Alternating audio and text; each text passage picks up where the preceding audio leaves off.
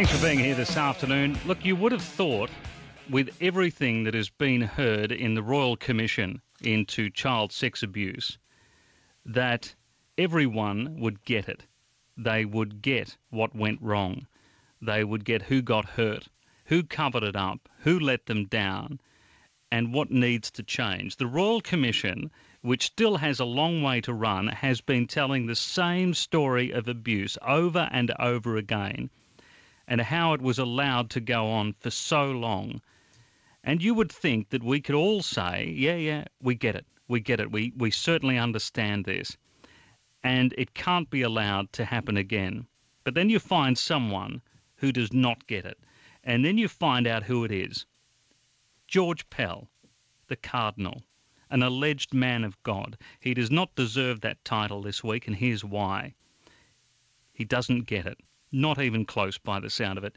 Yesterday in the Royal Commission, he tried to explain the abuse in the church by priests and covered up by the muscle and the mechanisms of the church, and he tried to liken it to a trucking company. The driver of such a truck picks up some lady and then molests her. I don't think it's appropriate, because it's contrary to the policy for the ownership, the leadership of that company to be held responsible.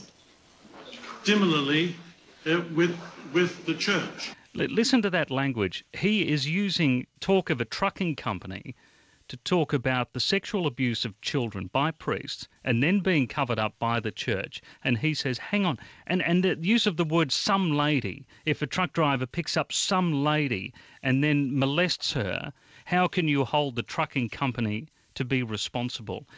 Especially today, if you're a Catholic, you would need to wonder what is in this man's heart, because today, this week, it feels like it's a very slow-beating device with an ugly black rock sitting right in the middle of it.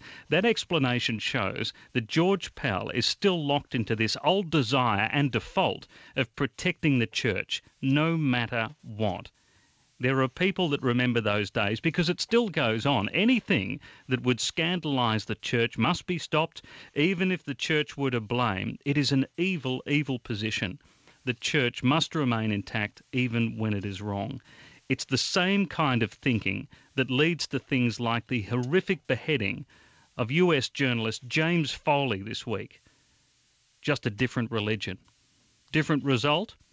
And for different reasons, but it's the same kind of thinking. Human beings second, church first, always. The Royal Commission didn't deserve to hear George Pell's trucking example yesterday. The good people inside the Catholic faith didn't need to hear it. The trucking community didn't even need to hear it. And the victims certainly didn't need to hear it.